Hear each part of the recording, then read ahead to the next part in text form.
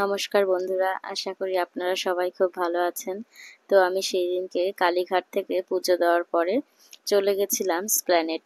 কেননা মাসিরা তো সবসময় বাইরে বেরোতে পারে না। ওনারা সারাদিন কাজের মধ্যে থাকেন, বাড়ির বিভিন্ন সাংসারিক কাজের পরে বেরোনো হয়ই না।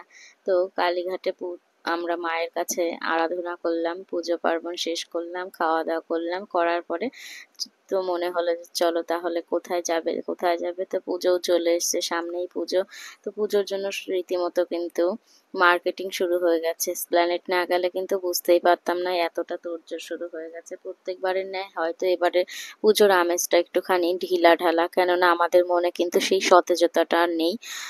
আহ, আমাদের কলকাতাতে এরকম একটা ইনসিডেন্ট ঘটে গেছে যেটা আমরা স্বপ্নেও ভাবতে পারি না। এটা নিয়ে হয়তো অনেক রকমের কিন্তু মিছিল হচ্ছে, আমরা মিটিংয়ে যাচ্ছি, বিভিন্ন মিছিলে সমাবেশে আমরা সামিল হচ্ছি, কিন্তু আলটিমেটলি কি হবে সেটা কিন্তু আমরা কেউ জানি না।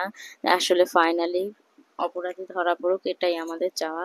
তো তারপরেও সমস্ত কিছুকে এগিয়ে নিয়ে, সমস্ত কিছুকে নিয়েই আমাদের পথ চলা। তো আমাদের জীবনযাত্রা কিন্তু কোথাও থেমে নেই।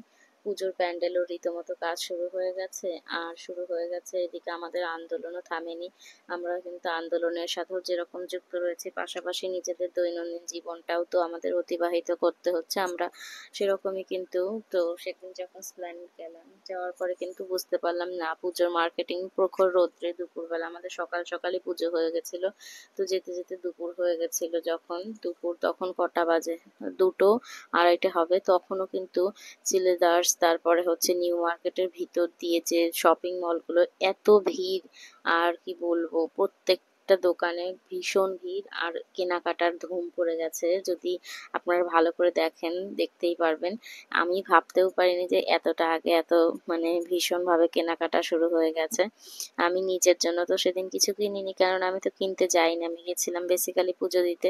মাসিরাও ঘুরে দেখবে বলে গেছিল। মেশোর জন্য একটা চিলদার্স থেকে জুতো কেনা হলো এবং নিউ মার্কেটটা পুরোটা ঘুরে দেখানো হলো সবাই মিলে। তো পরে একদিন হয়তো আবার শপিং এ আসতে হবে। এখানে যদি নাও আসে, আমি আমার বারাসাত থেকেই কিনে নিই বেসিক্যালি, কেননা এত দূরে আসা উম, হয় না খুব একটা। আর টুকিটাকি যেগুলো পুজোর জন্য দরকার আমাদের ওখানেই সমস্ত কিছুই পাওয়া যায়। তো ভালোই পাই। তো এখানে আসলে যে দর দামটা করতে হয়, ওটা আমার মতো মানুষের পক্ষে তো সম্ভব নয়। এখানে ভীষণই চালাক টাইপের মানুষ আসতে হয় এখানে। মানে কি বলবো, 2000 টাকার জিনিসকে 200 টাকায় নামিয়ে নিয়ে এসে নিয়ে যাওয়া, এটা আমার পক্ষে তো একদমই পসিবল নয়। কিন্তু হ্যাঁ, এখানে কিন্তু কালেকশন গুলো, কানের, তারপর জামা কাপড় থেকে শুরু করে এভরিথিং, প্রত্যেকটা জিনিস কিন্তু খুবই সুন্দর সুন্দর রয়েছে। আর চিলেদার্সের ভিতরে আমরা তো জানি আমাদের বারাসাতেও রয়েছে চিলেদার্স, কিন্তু সত্যি কথা বলতে কালেকশন কিন্তু এত ভালো না আর এত বেশি না।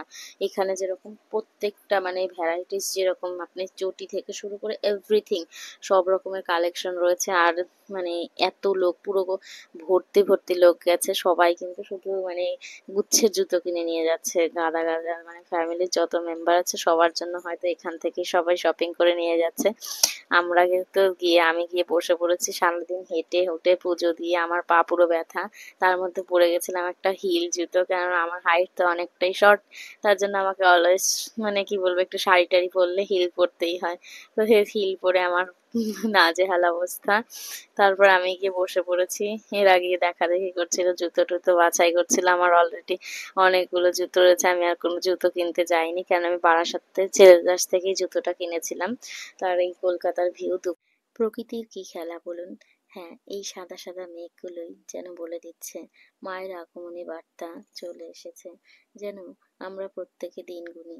আর সত্যি বলতে এই দিন গোনাগুলোই যেন ভালো লাগে। পুজো চলে এসছে, পুজোর এই নতুন আমেজে প্রকৃতির এই মেঘেদের খেলা সত্যি খুব ভালো লাগে। আর তার সাথে শিউলির সেই গন্ধ, শিউলি ফুলের গন্ধটা কিন্তু প্রকৃতির আর একটা অনবদ্য খেলা, যেটা পুজোর আগমনী লগ্নকে যেন আগে থেকেই বুঝিয়ে দেয়, হ্যাঁ পুজো আসছে, পুজো আসছে, পুজো চলেই আসছে।